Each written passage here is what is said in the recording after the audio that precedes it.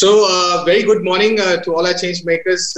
Today we have a dynamic duo. They are sisters from Bangalore, and they've done a remarkable job at their startup. Yashoda and Riya today on our show. Welcome to Vamcast, Riya and Yashoda. Thank you for doing this. Thank you for having us. Yeah. So we'll just get to know a little bit of where both of you have come from and how you came across to found the Rose Bazaar. So, yeah. So yes, as you already said, we are sisters and we started this together about a year back. And just to give you a brief background, our family has been in agriculture and flower growing literally our entire lives. Our dad started a floriculture farm the year I was born, and we kind of grew up in that atmosphere. Both of us worked in our family business for a while. And that was more to do with roses for export, and we had farms in India and Africa. But like working in India, being here really opened us up to the huge market of flowers that exist in India, and we see it every day, right? We see flowers being sold everywhere. We see it in cabs, autos, like in all our houses, but we don't really give it much thought after that. It's just, okay, someone's picking it up from the market, it's going on. But it's such a huge market that's been ignored completely. So that's when we decided that given our flower experience, how do we really cater to this very specific need, which is traditional flowers in India? What exactly is your family business? What is that exactly into? It's into export of roses. So we have farms in Ethiopia, Kenya, and India. So we grow roses and export them. So these are long stem roses that are used in your bouquets. Okay. What we do is traditional flowers, which are without the stem. So how did the idea come across, the Rose Bazaar idea? What exactly went through in the background of, hey, I got an idea, how can we get this started? How did that happen?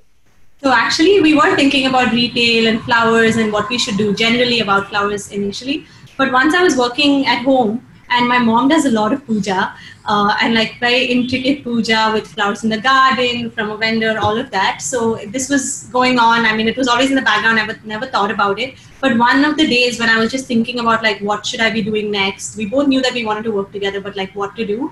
And then I saw her doing this, and then it really clicked then. It's just like, oh my God, like we keep talking about flowers and bouquets and gifting, but that's such a small market compared to how most Indians actually use flowers. So that, I guess, our mom is where the inspiration came from. Very nice. So what's the one-line statement for what Rose Bazaar is? How do you define Rose Bazaar? I think what Rose Bazaar is trying to do is make traditional flowers accessible to every Indian who wants them. And I think that's really at the core of what we, like Yashoda said as well, it's really such an ignored market, which doesn't make any sense at all because it's such an innately Indian need. It's all around us. But I think the audience is ignored because it's maybe not as glamorous at first sight.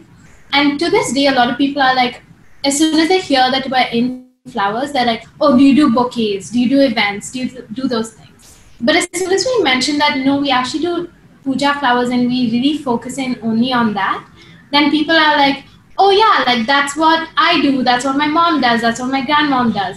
So there's that connect, but they have been ignored for such a long time, which is really unfortunate. So making it accessible has been really important to us. So it's mainly only for traditional purposes, so you're not catering to the other markets, is it? So when we started off, we were doing, we did want to see, right, if this idea was validated. So we did a lot of experiments. We did bouquets, we did gifting, we did events, home decor subscriptions, and puja flowers and other use cases with traditional flowers. But like we did that for about 6 to 8 months, and that really validated the idea that scalability lies in these puja flowers or traditional flowers. And this is where the need is really unserviced. There are a lot of people doing bouquets, a lot of niche businesses that are doing it as well. But if we wanted to build something scalable, it made sense to be in this specific market is what you're planning. And what about the logistics part of it? So it's as simple as like I get on an app and order it and it comes to my doorstep. Can you please share a little bit of how the process works? So when we started out, we did end-to-end logistics. So that's starting from the farm to the customer's doorstep. And for a lot of our subscriptions, we still do that. But something that's been really interesting is that ever since we got into the Techstars program and we kind of brainstormed with a lot of mentors and people who gave us a lot of great advice, we actually have pivoted towards the retail store model more. So we still handle the supply chain from the farmer to our packaging and all of that stuff. But then the last mile, or actually getting it to the customer, we've been supplying it to your local retail stores. So you can pick it up with your groceries and things like that. Because now finally with our packaging, we can allow people to buy flowers for 3 or 4 days at a time without worrying about quality. So when you talk about 3 or 4 days time of usage, what's the typical life of a rose or flower that you're seeing nowadays? Usually the traditional life of a flower is 1 or 2 days at most. And that's because it goes through a lot of handling before it reaches the customer. And actually what we've done, and I think the key innovation that we focused on in the past 1 year that we started, was our packaging itself. So our packaging actually extends the shelf life of the flower by almost 15 days. The reason we still do the 3 to 4 days is because we don't want to startle people too much. Our regular subscription customers are, of course, very comfortable with it, and they know that our flowers last for even 10, 15 days if they put in their refrigerators.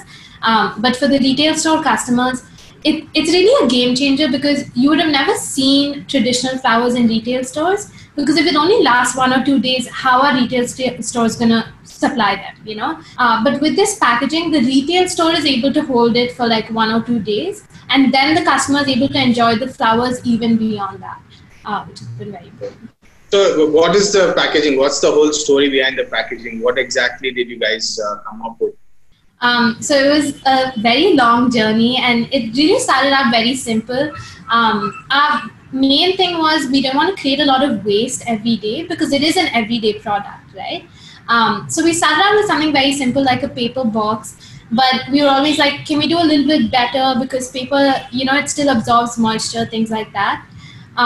And like Yashoda said, it's such an ignored market, right? Like there's this huge world of research and studies that go into how to maintain freshness of fruits, of bouquet flowers, of all of this other fresh produce, but nothing for traditional flowers, which seemed ridiculous. So we kind of dove into that, what can we really do to preserve the freshness of this flower, drawing on research that's already been done, and then applying it to a completely new domain. So what our packaging does is it handles for 3 factors. The first is the temperature of the flower. The second is the moisture content in the bag itself, because the moisture is probably the most important in making it look fresh. Package our flowers with ethylene blockers. So ethylene is the chemical that causes the flower to wilt. So what we do is we handle for that, and the byproduct is oxygen and moisture. So it's a very happy coincidence for us. But that actually allows the flowers to live for 15 days, which has never been done before. That's great. I mean, clearly a lot of innovation and thought how to box it and preserve it. And that's where the whole game is, I think, today, with most of the solutions that young people like us are coming up with, is trying to identify a problem and come up with a good solution for it. So it's very interesting to hear that. What about wastages, right? How do you handle wastages? Can you throw a little bit of light on what exactly happens in the flower industry? There's a lot of wastage in the general industry itself, because it is a perishable, right? So even throughout the supply chain, each person in the supply chain is selling their flowers buying flowers thinking that at the end of the day, I'm going to have to throw out half of these flowers. So the local vendor prices her flowers in a way that even if she loses half her flowers in the evening, she can go by, right? But it's really sad that happens. There's a lot of efficiency wastage. There's, the farmer's land itself that's being wasted. The fact that half the land that flowers are being grown on is completely wasted is crazy, right? So that was something that was really important to us, and that's the mindset with which we started. How do we build a zero wastage model? Which, when we told people, sounded absolutely crazy. They're like, obviously that's not possible, it's flowers. But that was our North Star, right? Like, so every innovation that we did was to take us to that zero wastage. So that's why we started going all the way down to the farmer in the supply chain. So when we're buying directly from the farmer, we are getting the most fresh produce possible. So we are really able to get that to our customer faster, so that they're able to use the flowers before they get wasted. And other than that, even with the packaging, making sure that no flower goes to waste, even within the processing part of the entire supply chain. But really using technology to be able to predict demand and supply, and kind of bring them together in a way that even when the farmer is selling to us, he is getting that advantage, knowing that they are paying a fair price for the flowers, especially also because all these flowers are going to be used. There is no wastage for the farmer's end or from our end either. And I think that has been the driver and innovation from our end? I think one of the challenging things is that in a lot of ways we are creating a category. Like I mentioned before, when you go to a supermarket, you don't really expect to see traditional flowers. And a lot of our customers actually reach out to us and say, like I always bought traditional flowers. I was always looking for them. I was so surprised to find them online. So I think creating a category comes with its own unique challenges, and that's been the biggest learning for us in the last year. So like Yashita mentioned, we did a lot of experiments in the beginning. And what we actually saw is that when you say we do X, Y, and Z, which people are familiar with, and traditional flowers, people go to the X, Y, and Z first because that's what they're familiar with.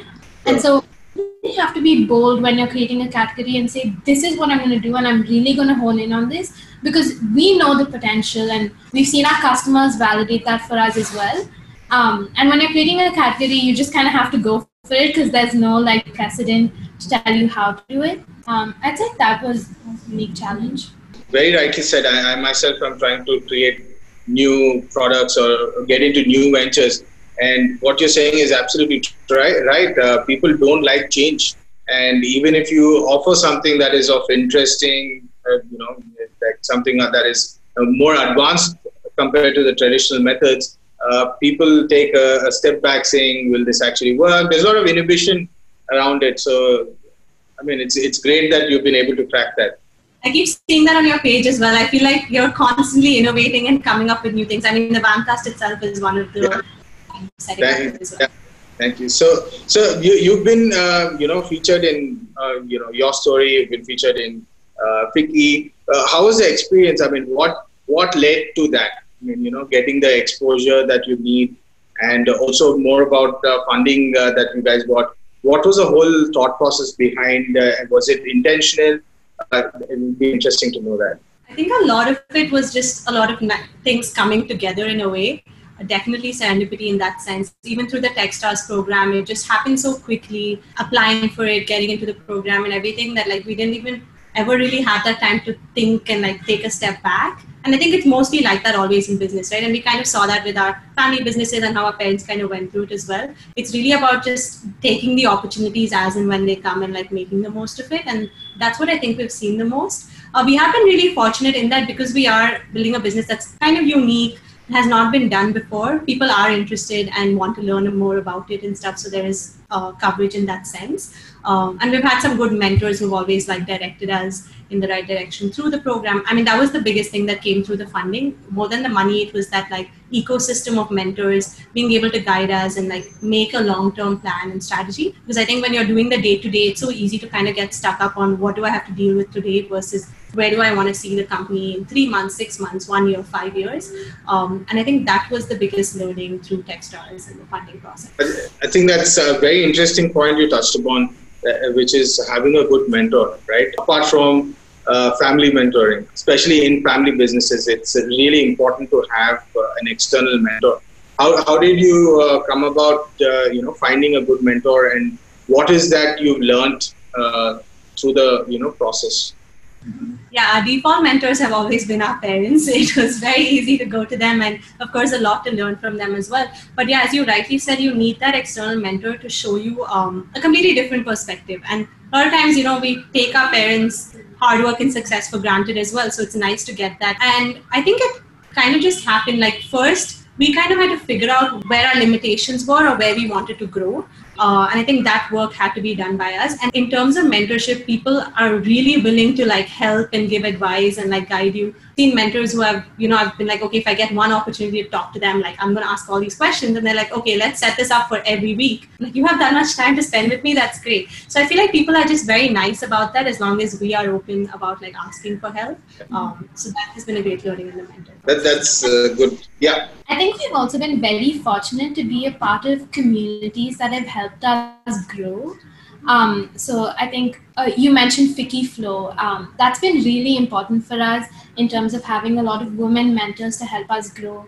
All of the past chairmen and the current chairman as well have been so encouraging and pushing us forward and really giving us the exposure that you need in an early business to learn really fast. Techstars obviously had the Mentor Madness program, so we met a bunch of mentors really fast. And even after the program ended, we continue to stay in touch with the mentors, and they do like weekly meetings with us, which, like Yashita said, is like crazy fortunate for us to have. Also, our alumni networks are really active, so drawing on their experience, and it's just having all of these people draw around you and give you that support, which has been extremely helpful. I think what thought is coming out very evidently is how proactive both of you are. I think it's really amazing because I'm reading a book now, and it's all about being proactive, right? Things are out there. It's not that only you have access to it or I have access to it. Definitely with the technology at our hand today, I think it's about, I mean, one is definitely having a good support system, which I think both of us, three of us have, no doubt about that, and God bless for that. But another thing is being proactive, trying to get out there, do something very interesting. So when you got this idea, were your parents welcoming of it, or were they more of the traditional style saying, no, stick to the family business, or were they very happy that you want to do something like this? Oh, they were very happy. I mean, my dad more so than my mother, I think. She would want us to be in the traditional business more. But our father's always pushed us to kind of figure out things on our own. Even when I was moving back to India, he's like, don't move back to India, like spend some time in the US after college and things like that. So he's always encouraged us to kind of figure stuff on our own. So definitely that really helped us like kind of gain that confidence to also set up something. I think the de facto in our family at large has always been that you have to be an entrepreneur. Like, what else would you be? So I think both of our parents were kind of, even when we were part of the family business, it was to train us to someday do something on our own. And I think, I'm sure you understand this as well, that it's not just learning the business, but I think you connect with your parents so much better once you go on the entrepreneur journey yourself, because suddenly you understand why they're so obsessed with what is essentially their baby and your sibling, which is their company, because suddenly you have the same passion, right? Like before, when my parents used to take calls in the middle of dinner or like wake up on Sunday and still be working, I used to be like, what is wrong with these people? But now, I actually connect with them on a deeper level because I feel the same thing. So I think that's been really valuable as well. That's very nice. I think you're talking about a lot of passion that is growing within. And tell me about how you both decided to work together. I mean, I have siblings.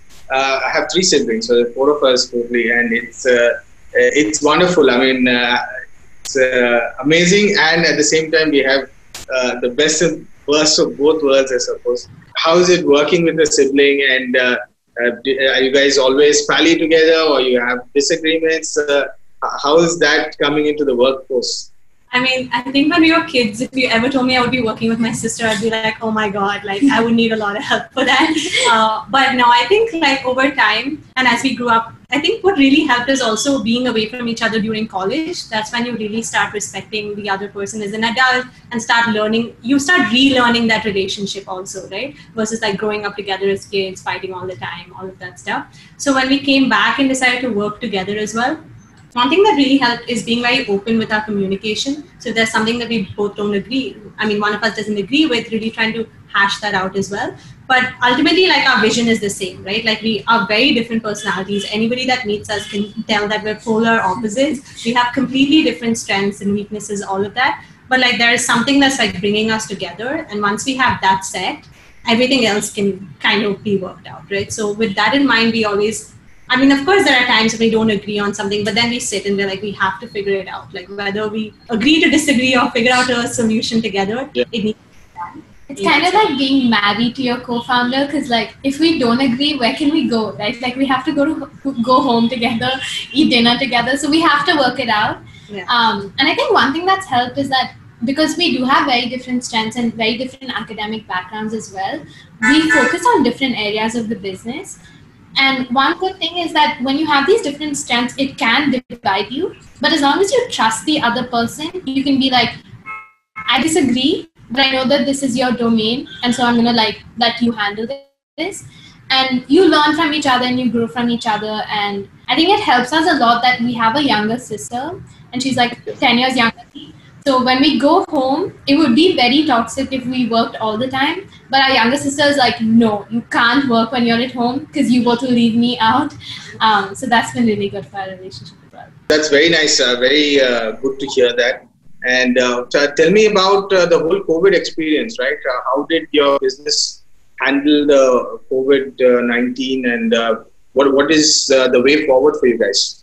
So we actually paused operations 2 weeks before the lockdown and everything because we were kind of assessing the situation, and we decided to take that call that because we are very operations heavy. We have a lot of people coming in to do the garlanding, packaging and everything. So it just felt safer to kind of take that call. So we were closed for about 2 months.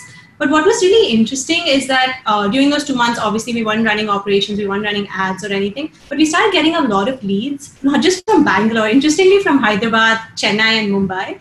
A lot of people were looking for this service and they wanted flowers, especially because, you know, you're stuck at home, you want the delivery service and things like that.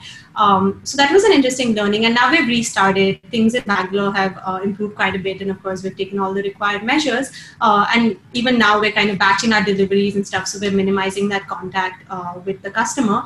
But we are seeing a lot of increased interest given that people are understanding the steps that are being taken, and because we are talking about that transparent supply chain, I think that gives them the confidence to buy as well. I think every business in some way or the other is going to be impacted. I think it's just about like accepting that this is how things are, like how do I make the most of this situation? And we are seeing things pick up a lot in June as well. So first priority has been health of like customers and employees, but like within that framework, what can we do to kind of grow the business? And I think with the lockdown as well, I mean, I think it taught a lot of people the value of slowing down and taking a little bit of time to be grateful and thankful for what they already have. And that's exactly what we're trying to do with our brand as well, right? Because the utility that these flowers really provide is their beauty and the joy that they evoke.